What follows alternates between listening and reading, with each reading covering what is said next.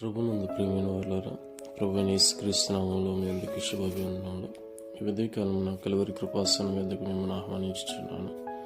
ద్వితీయోపదేశ కాండము 3వ అధ్యాయము 19-20 వచనంలో చదువుకుంటే, అయితే యెహోవా మీకు విశ్రాంతినిచ్చినట్లు మీ సహోదరులకును విశ్రాంతినిచ్చే వరకు, అనగా మీ దేవుడైన యెహోవా యొర్దాను అద్దరిని వారికిచ్చుచున్న దేశమును వారు స్వాధీనపరచుకుని వరకు మీ భార్యలను, మీ పిల్లలను, మీ మందలను నేను మీకిచ్చిన పురములలో నివసింపవలను. తరువాత మీలో ప్రతివాడును నేను మీకిచ్చిన తన స్వాస్థ్యమునకు తిరిగి రావాలని మీకు ఆజ్ఞాపించితిని.